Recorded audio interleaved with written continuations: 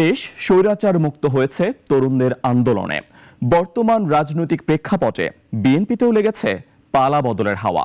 দলকে আরও সক্রিয় করতে গুরুত্বপূর্ণ স্থানে আনা হচ্ছে তরুণদের।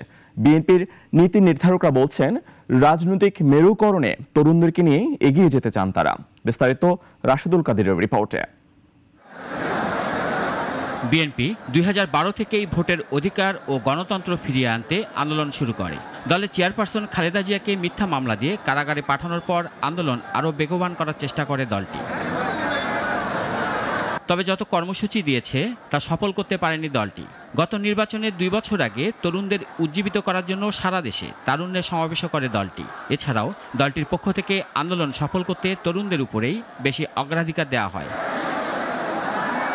এরপরেও গেল বছরের 28 অক্টোবরের মহাসমাবেশ ব্যর্থ হয় তৎকালীন সরকারের কুটোচালে। নির্বাচন পর্যন্ত আন্দোলনের নতুন কর্মসূচি থাকলেও দমনপীড়নের কারণে এগুতে পারেনি দলটি। সর্বশেষ গত 5 আগস্ট ছাত্র জনতার আন্দোলনে স্বৈরাচার মুক্ত হয় বাংলাদেশ। এরপর এখন চলছে নতুন রাজনৈতিক মেরুকরণ। বিএনপিও নিজেদের দল গুছাচ্ছে। আন্দোলনে ব্যর্থ নেতাদের বাদ দিয়ে ত্যাগী তরুণ নেতাদের সামনে আনা হচ্ছে। ইতিমধ্যে সহযোগী সংগঠনগুলোতে গুরুত্বপূর্ণ স্থানে তাদেরকে সামনে আনা হয়েছে।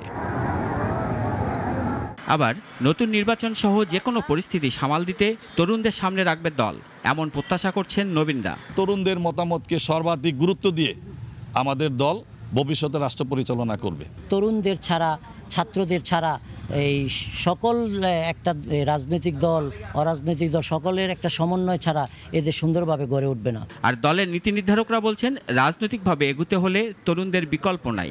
তরুণরাই তো পৃথিবীকে বদলে দেয়। তো বাংলাদেশেও এই তরুণ ছাত্ররাই এই পরিবর্তনের সুযোগ এনে দিয়েছে। তরুণরাই নেতৃত্ব দিয়েছে, ভবিষ্যতেও তরুণদের নেতৃত্বই বাংলাদেশকে উন্নতির পথে নিয়ে যাবে বলে আমি দৃঢ়ভাবে বিশ্বাস করি।